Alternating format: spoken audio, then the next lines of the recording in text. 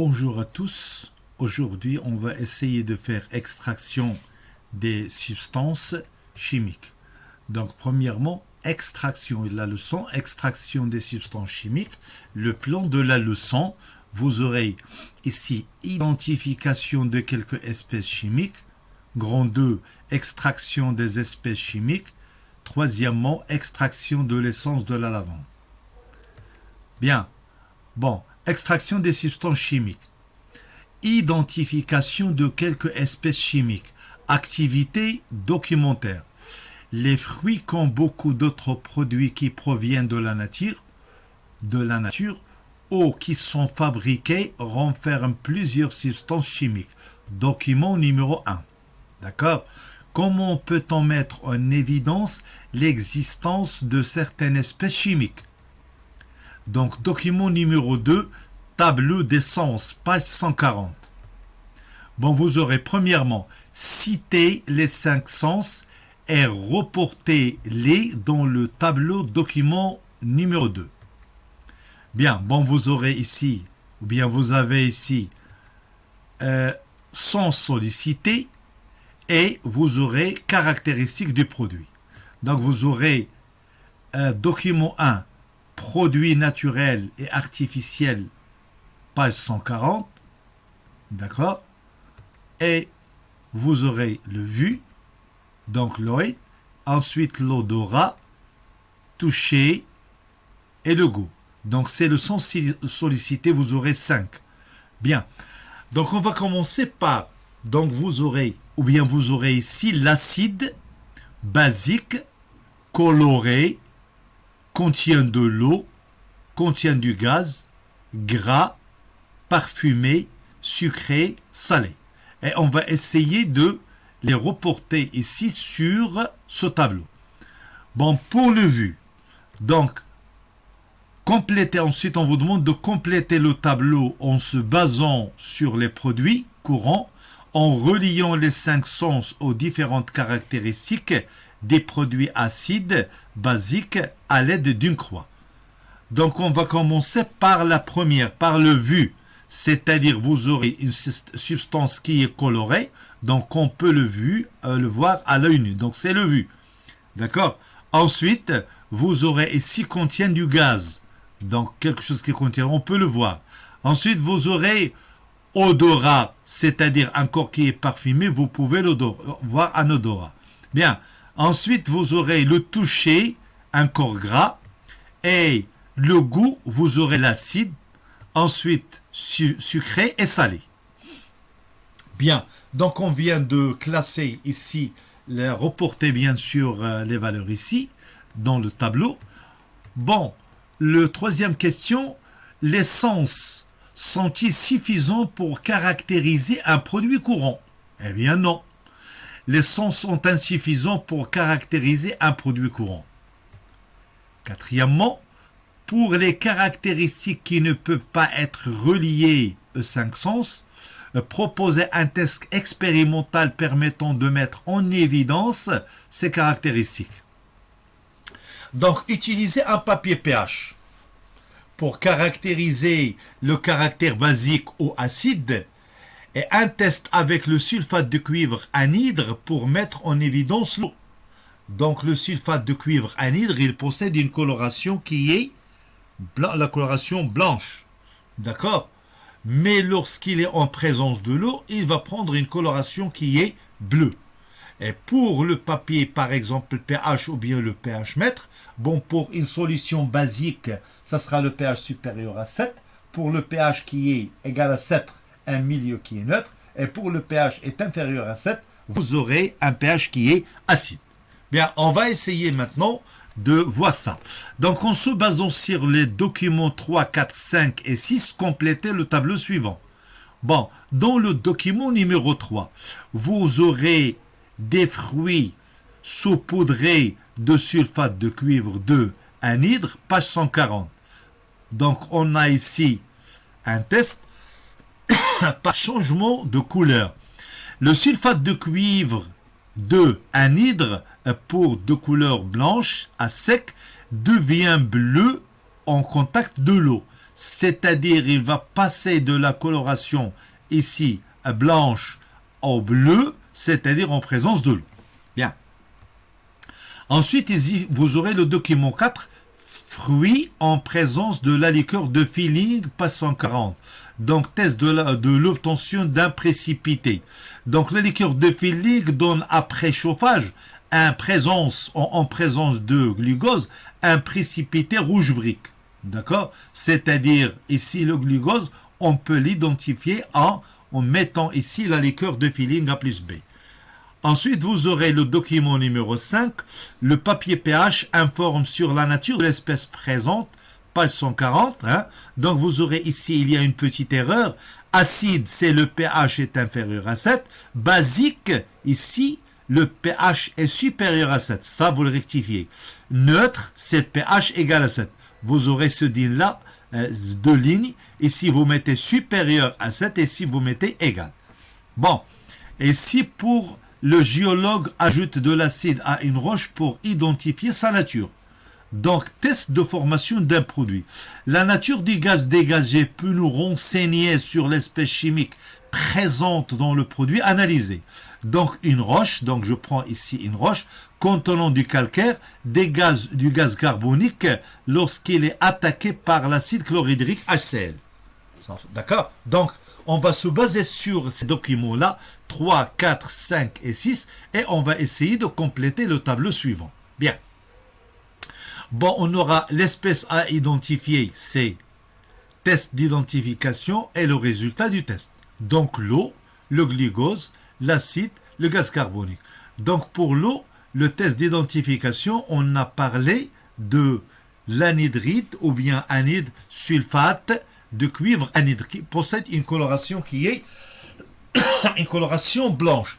Donc, lorsqu'il est attaqué avec de l'eau, on obtient une coloration qui est bleue. Donc, la coloration bleue caractérise la présence des ions Cu2+, qu'on va le voir après. D'accord? Bien.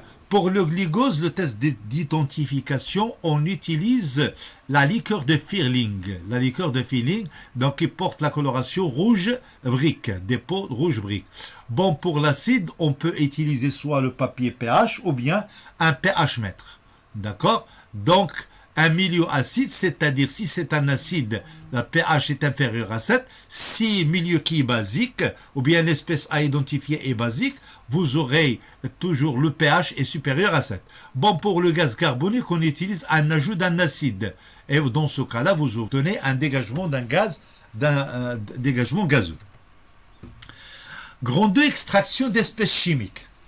Activité expérimentale. Une extraction consiste à retirer, c'est-à-dire extraire une ou des espèces chimiques d'un milieu liquide ou solide. Les techniques d'extraction sont nombreuses et leur mise en œuvre est plus ou moins facile. Bon, certains ont été utilisés longtemps par l'homme, d'autres sont le résultat avancé récent. Je m'excuse.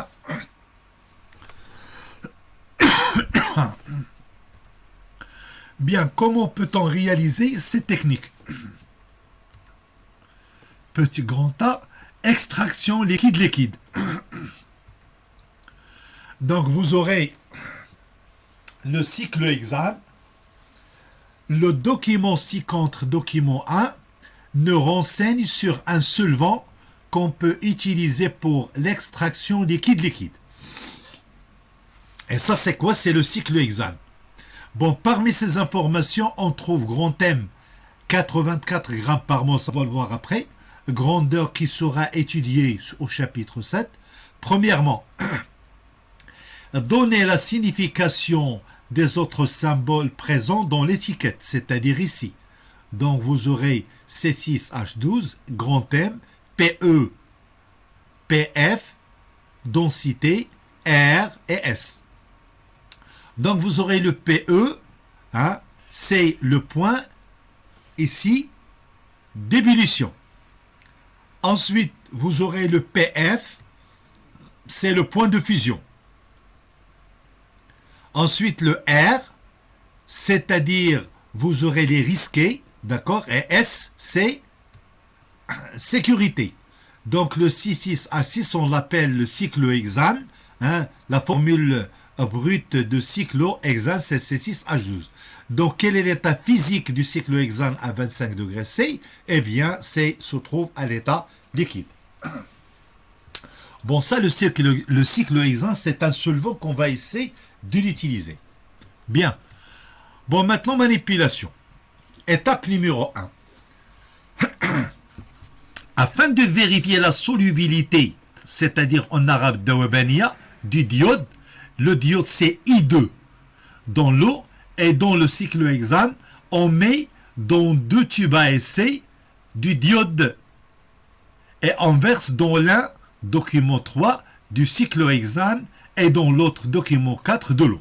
Donc vous aurez, ou bien vous avez ici, ça ce sont des cristaux de diode, de diiode, d'accord? Et lorsqu'il se trouve en présence de cyclohexane, c'est-à-dire je vais prendre quelques particules ici, 1 gramme par exemple, ou bien 0,5 gramme de cristaux, on va le mettre ici dans le cyclohexane et on l'agite, on va obtenir une coloration qui est violette. Et lorsqu'on le met dans l'eau, hein, le diode dans l'eau, vous aurez 2 cas. Vous aurez là le diode dans le cyclohexane et vous aurez le diode dans l'eau. Bien. Qu'observe-t-on? Eh bien, étape 1, le diode se dissout mieux dans le cyclohexane que dans l'eau. C'est-à-dire, on peut dire à ce moment-là que le diode, il est dissous mieux dans le cyclohexane que dans l'eau.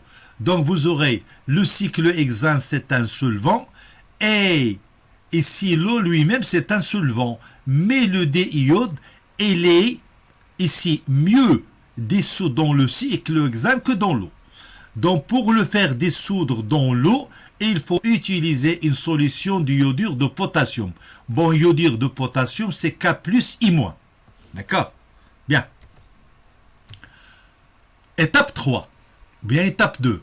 On verse maintenant simultanément du cyclohexane et de la bétadine, quand le bétadine, comme vous le savez bien, dans l'ampoule à décompter, robinet sur la position fermée, document 5. Après une courte durée, on observe une coloration violette. Voilà. Et je vous donne ici la coloration violette. Témoignant le passage du diode de la bétadine au cyclohexane avec lequel il a plus d'affinité. Donc, c'est-à-dire la bétadine, il se trouve ici le diode. Et au moment où on fait le cyclohexane dans le bétadine, on voit ici il y a une coloration violette. Bétadine, cyclohexane, d'accord? Enfin, on récupère la solution du cyclohexane et du diode, documents 6 et 7. Bon, regardez ici. Ici, je viens de faire préparation du mélange. D'accord? Le mélange, c'est quoi? Donc, on verse ici du cyclohexane de la bétadine. Les deux en même temps. D'accord? Bien. Après agitation, vous aurez séparation des phases. Vous aurez la première phase et vous aurez la deuxième phase. Mais n'oubliez pas, regardez ici. La coloration, Ici, vous aurez cette coloration. On va essayer de faire descendre le premier. Et la deuxième, elle est là. Et vous aurez ici le diode, d'accord, qui a été dissous dans le cyclohexane. Et cette coloration-là, c'est elle qu'on vient de le déterminer ici. Regardez. C'est-à-dire le diode dans le cyclohexane. D'accord? Bien. Bon, maintenant, on continue. Donc, maintenant, ici, séparation des phases. Donc vous aurez la première phase, il va descendre, il vous reste la phase en haut. Cette phase en haut, c'est qui vient dans le document numéro 7. Donc on peut dire ici I2 et il est dissous dans C6H6. Bon, la question maintenant, piste de travail. On a utilisé le cyclohexane pour extraire du diode de la bétadine. C'est ce qu'on vient de faire. En se basant sur le document 3, 4 et 7, donner une justification pour le choix de ce solvant. Pourquoi on a choisi le cyclohexane? Eh bien, c'est très simple. le cyclohexane est un solvant qui dissout parfaitement le diiode. Donc si on met de l'eau, donc on ne peut pas obtenir ça. D'accord? Bien. Deuxièmement, dire comment doit être la solubilité de l'espèce chimique concernée dans le solvant d'extraction et dans le solvant de départ, dans lequel elle se trouve. Bon. Et si vous aurez l'espèce chimique concernée, doit être soluble dans le solvant. Soluble. Soluble dans le solvant utilisé pour l'extraction, mieux que dans le solvant de départ. Donc le solvant de départ, c'était le butadiene, d'accord? Mais au moment où vous mettez le cyclohexane, au moment où on fait le cyclohexane, eh bien le cyclohexane va extraire l'iode qui se trouve dans la butadiene. D'accord? Bien. Troisièmement, quelles conditions doivent vérifier les deux solvants, celui de départ et celui d'extraction? Celui de départ, c'est quoi? C'est la butadiene. Et celui d'extraction, c'est le solvant, qui est le cyclohexane. Eh bien, les deux ne doivent pas être miscibles. غير مختلطين. D'accord? Bien. Grand B, extraction solide-solide. Donc, dès le départ, dans grand 1, on vient faire extraction liquide-liquide. Maintenant, on va faire extraction solide-liquide. Bon, le limonène est l'huile essentielle principale de l'écorce d'orange et lui donne une odeur caractéristique bien connue, comme tous les corps odorants. Le limonène est très volatile. On se propose d'extraire l'huile essentielle de l'écorce d'orange par une décoction végétale, mélange d'eau et de végétaux brouillés portés à ébullition. Bon, vous aurez ici l'écorce d'orange. Hein? Donc, nous, on va essayer de prendre la partie orange. On va éliminer la partie blanche. D'accord? Bien. Donc, on va prendre ici manipulation. Donc, prélever les zestes des 12 oranges sans prendre la peau blanche. C'est-à-dire, on va essayer d'éliminer la partie blanche. On va prendre seulement ce qui se trouve à l'extérieur. La partie blanche, on l'élimine. On les écrase énergiquement dans un mortier avec pilon après les avoir découpés en petits morceaux. Placez-le dans un bécher, document numéro 9. Ajoutez alors 30 ml de cyclohexane et laissez macérer, c'est-à-dire tremper, environ une demi-heure en agitant de temps en temps avec une baguette de verre. Filtrez le mélange sur filtre Bechner, document numéro 10. Bon, ça c'est la manipulation. Maintenant, on va passer. Voilà, vous aurez ici macération des zestes et filtrat obtenu à droite. D'accord? Ça c'est ça. Macération des zestes et le filtrat est obtenu à droite. Et ici, vous aurez schéma du montage filtre Bechner. Donc, on va essayer de parler de ça maintenant. Bien. Piste de travail. L'extraction par solvant consiste à faire passer par solubilisation la substance à extraire dans un solvant. La solubilisation peut être effectuée par différentes méthodes. Décoction, macération et infusion. Vous aurez 3. La première, la deuxième, la troisième. Bien. Reliez chaque méthode de solubilisation à sa définition question numéro 1. C'est-à-dire ça. Donc, de l'eau bouillante est versée sur les feuilles ou sur les fleurs finement hachées de la plante. Ensuite, la plante est mise dans le froid, depuis portée à ébullition quelque temps. Action de laisser séjourner à froid dans un solvant organique une substance pour en extraire les constituants solubles. J'aurai ici, on va essayer de choisir ces trois-là et on va les mettre ici. Donc pour la première, donc vous aurez ici une infusion, c'est de l'eau bouillante et versée sur feuilles ou sur les fleurs finement hachées de la plante. La deuxième, donc ça sera décoction et la troisième c'est macération. Bien. Deuxièmement, dire pourquoi on n'a pas besoin d'utiliser une ampoule à décanter. C'est très simple, parce que nous n'avons pas ici de phase, un solide. Nous n'avons pas de phase, une solide et un liquide qui contient la substance chimique à extraire. Bien, troisièmement, légender les constituants du document 10 en utilisant la légende suivante. Bon, vous aurez ici pince. D'accord?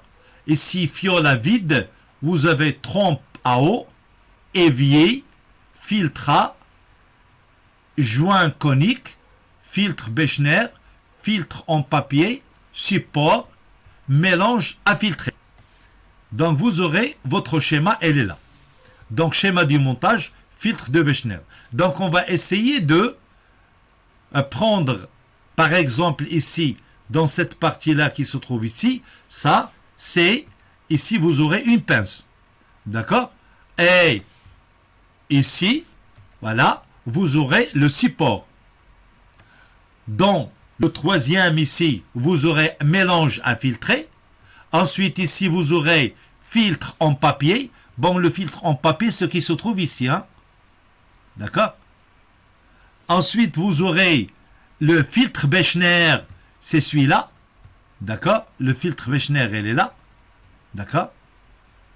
Et ensuite, ici, bon, vous aurez joint conique.